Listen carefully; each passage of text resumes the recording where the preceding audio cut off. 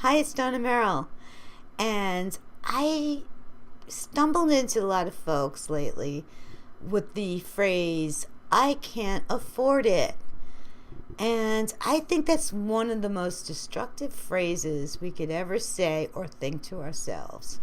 I had a long talk with someone and she kept telling me, well, I can't afford this and I can't afford that. And everything out of her mouth was, I can't afford that, or I want to go here, but I can't afford that.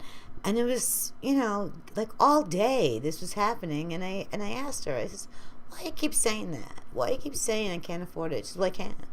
And long story short, she can't get a job. She really can't afford to do anything. She's living with somebody else. Can't afford her own apartment. All the wishes and dreams she has, all the wonderful talent she has, all the wonderful experience she has is really stopped by that phrase of her mindset. I can't afford it. And I challenged her. I says, why don't you stop saying that?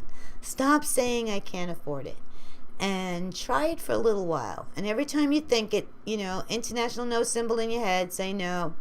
And every time you say it, stop yourself and turn it around and say, I can afford it. I can afford it. Well, a few weeks passed by and she got a job.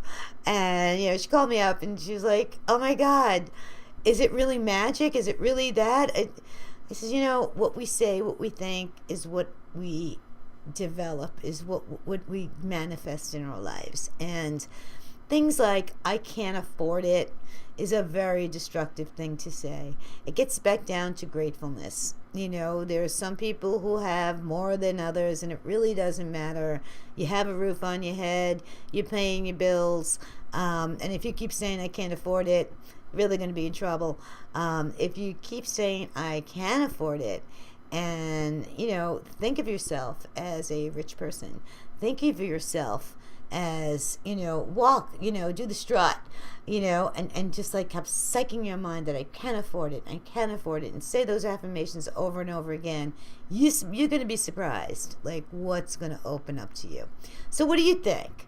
You think this is magic? Do you believe in the law of attraction? Do you think that it's mind over matter? I really would love to know. Thanks.